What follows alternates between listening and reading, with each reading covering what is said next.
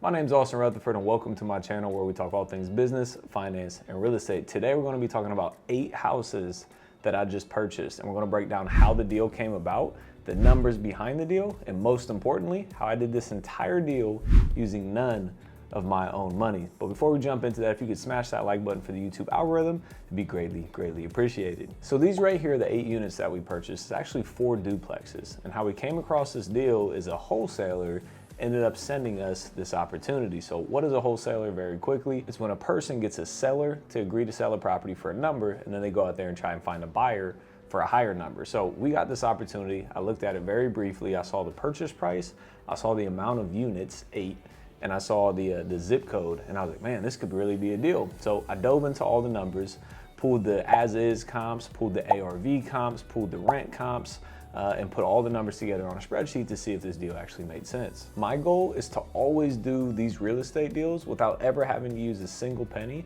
of my own money. So we're gonna jump into the spreadsheet here, and I'm gonna break it down literally penny for penny to show you exactly why I decided to purchase this property and why I believe it's a good deal. So we got this email blast from the wholesaler and we agreed on a purchase price of $585,000. Now the real question is like, why do I think that this is a good deal? And here's the answer. Bought it for $585 grand. It really needs almost $0 of work. It's in super good condition. The opportunity comes with us increasing the rents to market rate rent. So about 15 grand in renovation. So we borrowed $600,000 from a private money lender. So we're going to buy it, we're going to renovate it, we're going to increase the rents, and then we're going to refinance this with the bank. And then once all that is done, the value of these properties will be about $840,000, $210,000 per duplex. And then what happens is on the refinance, we get a 75% cash out refinance.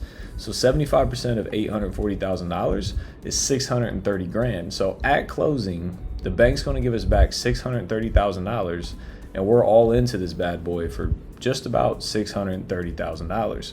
So we're going to have to pay interest to our lender. We're going to have to pay closing costs to the title company to refinance this property.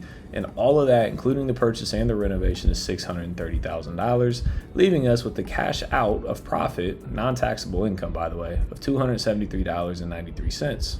So this is one of 2 reasons of why we buy rental properties. But let me backtrack a little bit. I said that I borrowed other people's money to do this deal. So I borrowed $585,000 to purchase the property and $15,000 to fund this deal, borrowing a total of $600,000 from a private money lender. So how did I come across that person? Usually I've done hundreds and hundreds of deals at this point. So usually I just shoot a text message to one of my private money lenders. I was like, hey, I got an opportunity. It's 600 grand. Are you in? It closes on Friday.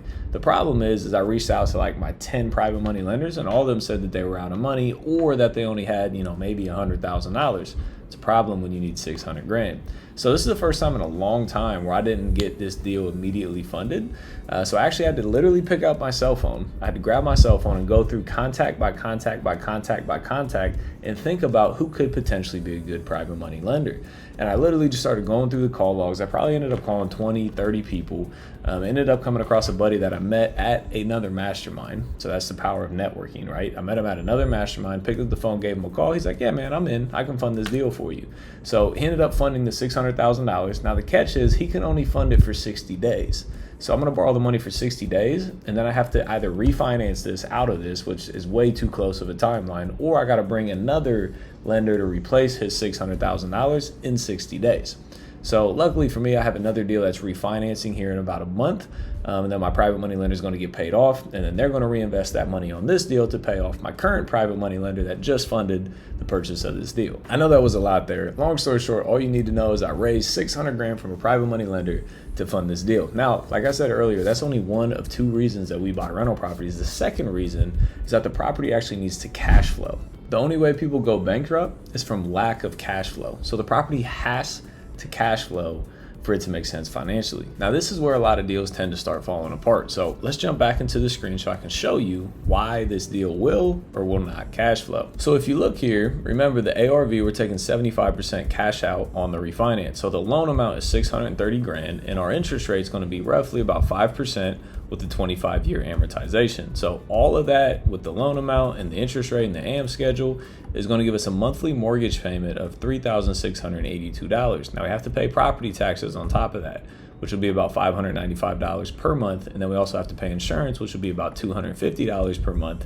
And we got to pay our property manager to manage the property because we don't want to manage these properties ourselves. So we have 8 units and we think we can get those up to $1,000 per unit in rent, which is $8,000 per month in income. We pay about 8% to our property management company. Some people pay 6, some people pay 12. It's whatever you can negotiate. So we're gonna pay them $640 a month to manage this property. So total monthly going out, meaning we have to pay this every month, is $5,318.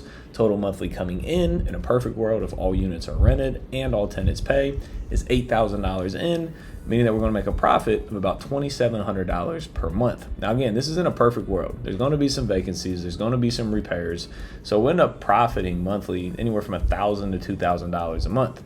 But the thing that you need to look at here is the debt service coverage ratio. Like how much cash flow is enough cash flow? If this cash flowed $1, would this make sense? No, because you have to have enough income for it to make sense. So what you want to look here is the debt service coverage ratio. So minimum debt service coverage ratio, you want a 1.2 DSCR, debt service coverage ratio.